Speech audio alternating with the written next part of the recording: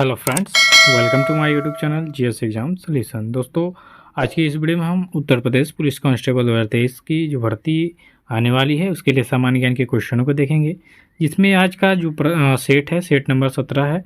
आपको इसका पीडीएफ चाहिए तो फ्री पीडीएफ अवेलेबल है आपके व्हाट्सअप नंबर 73949549 पे। और वीडियो अच्छी लगे तो वीडियो को लाइक करिएगा, शेयर कर दीजिएगा और चैनल को सब्सक्राइब कर दीजिएगा, ठीक है। और एक स्पेशल अनाउंसमेंट दोस्तों ये है कि अगर जो आपको पूरी लुसेंट बुक का निचोड़ चाहिए तो टॉप 50 आपको डेली चाहिए, तो आप हमें कमेंट कर सकते हैं किनको लुसेंट बुक का टॉप 50 जीके जीएस का क्वेश्चन चाहिए। जिनको चाहिए भाई बहन वो लोग कमेंट कर दीजिएगा, चैनल को सब्सक्राइब कर दीजिएगा और ज़्यादा से ज़्यादा शेयर करिएगा। कमेंट जरूर करिएगा। जो लोग हमारे साथ जुड़े हैं वो वीडियो नहीं देख रहे हैं तो कृपया वीडियो देखिए और लाइक करिए और कमेंट जरूर करिए आपको वीडियो कैसी लगी। तो चलिए आज के इंपॉर्टेंट क्वेश्चनों को देखेंगे। तो सबसे पहले क्वेश्चन में है आपका कि तानसेन का मूल नाम क्या था। देखिए, तानसेन को सब लोग जानते हैं कि इनके बारे में कहानियाँ में सुने हैं कि जब ये गाते थे तो दीवारें हिलने लगती थी, आग जल जाती थी, ठीक है। दियों में बिना दिया जो होती थी बिना तेल का जलने लगती थी, ठीक है। बारिश होने लगती थी, तो वो वही तानसेन है। ऐसा कुछ था नहीं, एक की उदंतियाँ हैं। तो तानसेन का मूल नाम क्या था, ठीक है। यहाँ तानसेन का मूल नाम पूछा जा रहा है, तो इनका मूल नाम था रामतनु पांडे। विकल्प ए आपका जो है इसका सही उत्तर हो जाएगा कि तानसेन का मूल नाम था रामतनु पांडे। अब कुछ तानसेन जी के बारे में महत्वपूर्ण की पॉइंट्स देखेंगे कि तानसेन का मूल नाम था रामतनु पांडे। तानसेन जन्म से हिंदू थे और इन्होंने अपना अधिकांश जीवन भक्ति गीतों की रचना में बिताया था और ये अकबर के नौरत्नों में से एक थे, ठीक है। ये अकबर के समकालीन थे, ठीक। जैसे अकबर के जैसे राज दरबार में 9 रत्न होते थे, तो 9 रत्नों में से एक रत्न तानसेन जी भी थे, क्योंकि अकबर ने जब इनके गाने को सुना था तो इन पे बहुत खुश किया और उनको अपने साथ में अपने राज दरबार में रख लिया था, ठीक है। तो अब देखिए कुछ इंपॉर्टेंट से है कि राग मियाँ की मल्हार बड़ा क्वेश्चन में आता है। इसकी रचना 16वीं शताब्दी में तानसेन द्वारा ही किया गया था, ठीक है। तो मियाँ का मल्हार जो राग है, ठीक है, यह आपके तानसेन के द्वारा ही क्या किया गया था, बनाया गया था, ठीक है। चलिए नेक्स्ट क्वेश्चन को देखेंगे। तो नेक्स्ट क्वेश्चन में आपकी सौर प्रणाली जो सोलर सिस्टम है इसकी खोज किसने किया था। तो सौर प्रणाली की जो खोज है इसको कापरनिकस ने किया था, ठीक है। तो कापरनिकस इसका क्या हो जाएगा, सही उत्तर हो जाएगा। विकल्प यहाँ आपका बी सही उत्तर हो जाएगा, ठीक है। इसके बारे में कुछ की पॉइंट्स देखेंगे कि जो सौर प्रणाली के खोजकर्ता थे कापरनिकस, वो पोलैंड के निवासी थे, ठीक है। निकोलस कापरनिकस एक खगोल शास्त्री थे। 1516 ईस्वी में इन्होंने सौर मंडल की खोज की थी, ठीक है। सोलर सिस्टम जो है आपका, इन्होंने बताया कि भाई जो पृथ्वी है इसका सब लोग चक्कर नहीं लगाते हैं। पृथ्वी और अन्य ग्रह जो होते हैं वह सूर्य का चक्कर लगाते हैं। सूर्य अपनी जगह केंद्र में रहता है और इसका चारों ओर चक्कर लगाते हैं सभी ग्रह, ठीक है। हालांकि इनसे पहले भी भारत के प्रमुख खगोल शास्त्री जो थे जिनका नाम था आर्यभट्ट, इन्होंने पहले ही बता दिया था सूर्य भट्ट की सिद्धांत में कि जो सूर्य है इसका चक्कर सभी ग्रह लगाते हैं, हमारी पृथ्वी लगाती है, ठीक है। लेकिन भाई जानते ही हैं कि उनको ज़्यादा महत्व न देके हमने कोपरनिकस को ज़्यादा महत्व दिया है, जो कि ये कब खोजे हैं, 1516 में। अगले नंबर में है कि भारतीय संविधान सभा का गठन किसके अंतर्गत किया गया था। तो भारतीय संविधान सभा का गठन की अगर जो बात करेंगे तो वह किया गया था आपके कैबिनेट मिशन योजना 1946 के अंतर्गत। तो यहाँ विकल्प आपका जो सी होगा सही उत्तर हो जाएगा कि भारतीय संविधान सभा का गठन कैबिनेट मिशन योजना 1946 के अंतर्गत किया गया था, ठीक है दोस्तों। चलिए की पॉइंट्स देखेंगे कुछ कि जो आपका कैबिनेट मिशन जो है 1946 है ये, ठीक है, 1946 द्वारा भारतीय संविधान सभा का प्रतिनिधि निर्वाचन के आधार पर गठन किया गया था। तो प्रतिनिधि के निर्वाचन के आधार पर जो आपका कैबिनेट मिशन योजना है 1946 था, इसको भारतीय संविधान सभा का जो है प्रतिनिधियों के निर्वाचन के आधार पर गठित किया गया था, ठीक है। तो ये कुछ इंपॉर्टेंट बातें थी। अगले क्वेश्चन में है करंट अफेयर से कि हाल ही में आरपीएफ यानी रेलवे पुलिस बल का नया महानिदेशक किसे नियुक्त किया गया है। तो रेलवे के आरपीएफ जो काम करती है उसमें उसका नया महानिदेशक जो है आपके मनोज यादव को, ठीक है, ध्यान दीजिएगा, मनोज यादव जी हैं, इनको आरपीएफ का नया महानिदेशक नियुक्त किया गया है, ठीक है, रेलवे पुलिस फोर्स का। इनके बारे में कुछ महत्वपूर्ण जानिए कि हाल ही में केंद्र सरकार ने आईपीएस मनोज यादव को रेलवे सुरक्षा बल यानी आरपीएफ का नया महानिदेशक नियुक्त किया है।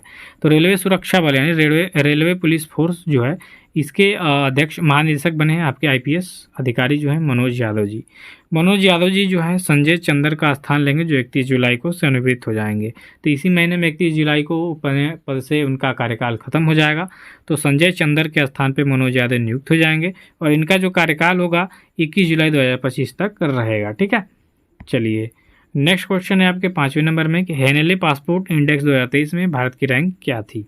तो हेनेले पासपोर्ट इंडेक्स 2023 में भारत की रैंक थी 80। ठीक है, तो 80वीं रैंक इनकी थी। ठीक है, तो विकल्प यहाँ आपका बी ए राइट आंसर हो जाएगा, सॉरी ए, इसका सही उत्तर होगा ए 80। ठीक है, की पॉइंट्स में देखिए कि हेनले पासपोर्ट इंडेक्स 2023 में भारत की रैंक 80 थी। प्रथम स्थान में था आपका सिंगापुर, दूसरा स्थान था जर्मनी इटली स्पेस का, तीसरा स्थान कई लोगों का है लेकिन जापान स्पेशली है इसमें। ठीक है, क्योंकि ये पहले स्थान पर रह चुका है। हेनले पासपोर्ट इंडेक्स जो है जारी करता है आपका हेनले एंड पार्टनर्स, इसका मुख्यालय लंदन में है। बात करेंगे अपने पड़ोसी देशों की तो पाकिस्तान का रैंक था 100, सीरिया का रैंक था 101, इराक का रैंक था 102, अफगानिस्तान का रैंक है 103। ठीक है, तो ये हमारे कुछ पड़ोसी मुल्क थे। भारत जो है अपने अंकों में 5 अंक का सुधार किया है और 55 देशों में ये बिना वीज़ा के यात्रा कर सकते हैं। होता क्या है, हेनले पासपोर्ट इंडेक्स में जो पहले स्थान पे है सिंगापुर, या ज़्यादा स्थान पे बिना वीज़ा के यहाँ के लोग जो है यात्रा कर सकते हैं। भारत जो है 55 देशों, भारत के लोग जो हैं 55 देशों में बिना वीज़ा के यात्रा कर सकते हैं। ठीक है, तो इसकी रैंक 80 थी। यही हमारा जो बगल में पाकिस्तान है 100 है, सीरिया का 101, इराक का 102 और 103 है आपके अफगानिस्तान का।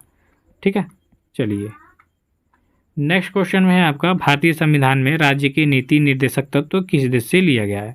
तो भारतीय संविधान में राज्य के नीति निर्देशक जो तत्व हैं लिए गए हैं आपके आयरलैंड के संविधान से। किसके संविधान से? आयरलैंड के संविधान से। तो इसका राइट आंसर हो जाएगा विकल्प बी कि राज्य के नीति निर्देशक जो तत्व हैं वो आयरलैंड के संविधान से लिए गए हैं। चलिए कुछ इंपॉर्टेंट से देख लीजिए कि भारतीय संविधान में राज्य के नीति निर्देशक तत्व की संकल्पना आयरलैंड के संविधान पर आधारित है। संविधान में इसे भाग 4 में अनुच्छेद 36 से 51 तक में उपबंधित किया गया है।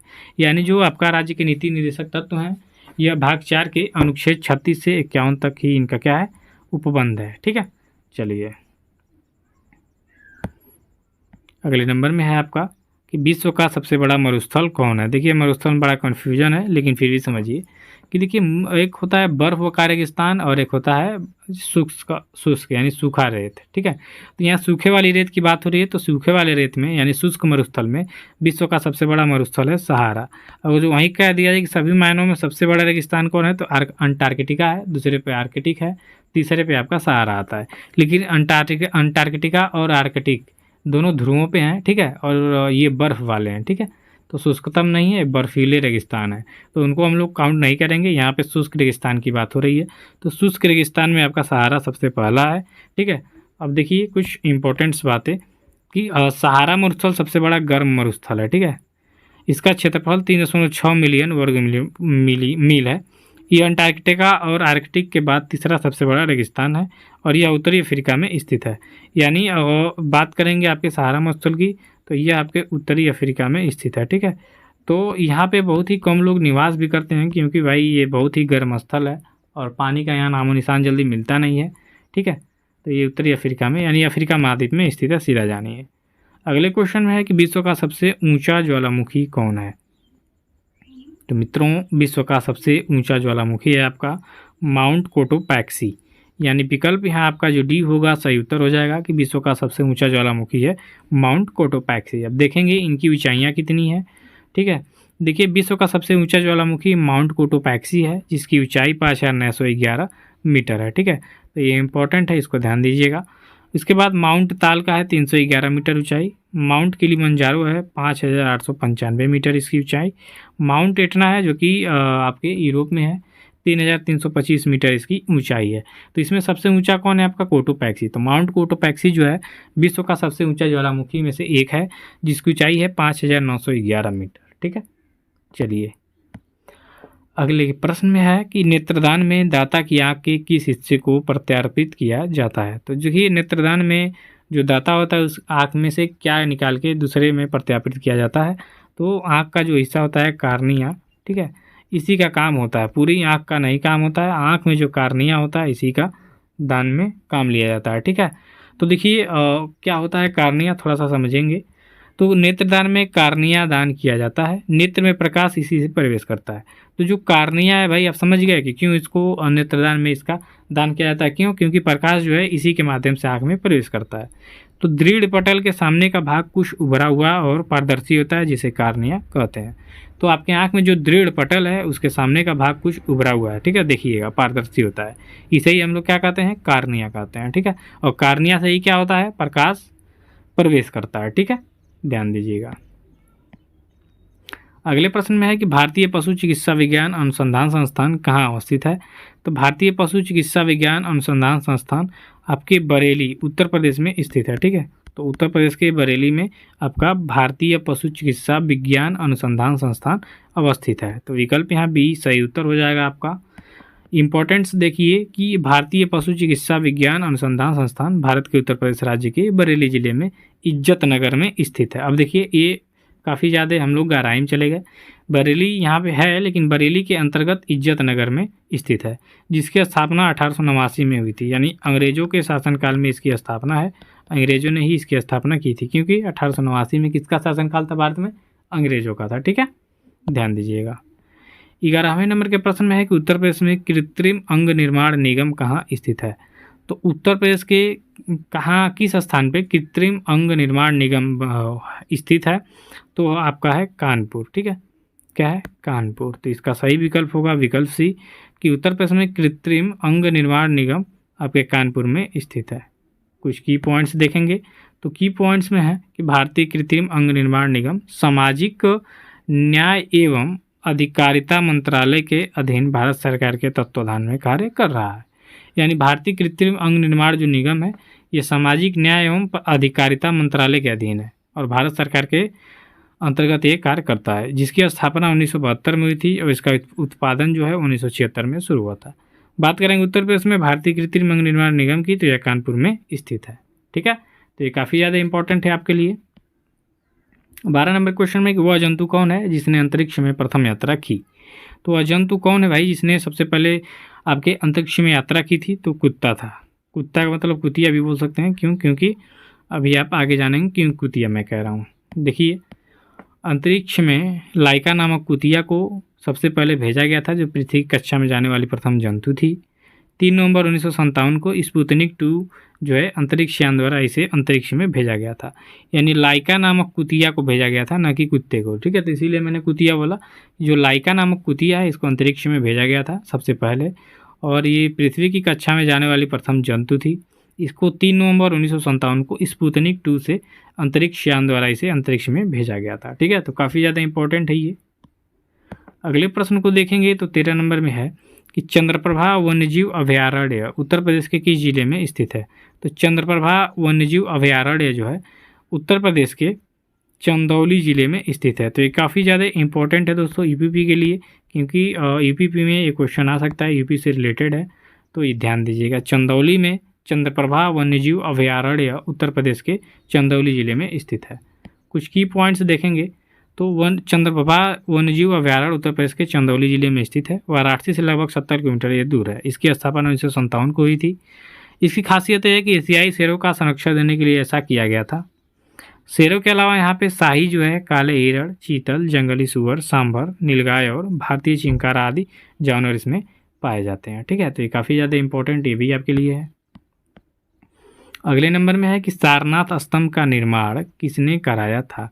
तो सारनाथ स्तंभ की बात करेंगे तो इसको अशोक ने इसका निर्माण कराया था, क्योंकि सारनाथ स्तंभ से ही भारत का जो चिन्ह लिया गया है, राष्ट्रीय प्रतीक चिन्ह, वह अशोक का जो सारनाथ स्तंभ है इसी से लिया गया है, ठीक है। तो ये काफ़ी ज़्यादा इंपॉर्टेंट है आपके लिए।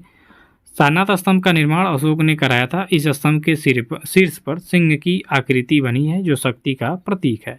इस आकृति को भारत सरकार ने अपने प्रतीक चिन्ह के रूप में भी लिया है, ठीक है। तो ये इंपॉर्टेंट है आपके लिए। अगले नंबर में है कि निम्नलिखित में से कौन सा युग्म सही नहीं है। तो बिरजू महाराज कत्थक, बिस्मिल्लाह खां शहनाई, जाकिर हुसैन हारमोनियम, अमजद अली खां सरोद। तो इनमें से आपको देखना है कि कौन सा युग्म सही नहीं है। तो बिरजू महाराज जो हैं बिरजू महाराज कत्थक से संबंधित है, ये तो सही है। बिस्मिल्लाह खां शहनाई से हैं, सही है। जाकिर हुसैन हारमोनियम नहीं बजाते हैं, ये बजाते हैं तबला, तो ये सही नहीं है। बाकी अमजद अली खान सरोद बजाते हैं, ये तो सही है। तो यहाँ विकल्प जो सी होगा राइट आंसर हो जाएगा कि इसमें से जो सी युग्म है यह सही नहीं है। क्यों? क्योंकि जो आपके जाकिर हुसैन हैं ये प्रसिद्ध तबला वादक हैं, अन्य सभी युग्म सही सुमेलित है। तो दोस्तों एसएससी सीपीओ का भी आगे, एसएससी सीपीओ एसआई का भी वैकेंसी आ गया है। आप चाहेंगे तो इसकी भी क्लास चालू कर दी जाएगी जीके प्रैक्टिस सेट में। तो अगर जो आप चाहते हैं तो कमेंट करके ज़रूर बताएं। धन्यवाद।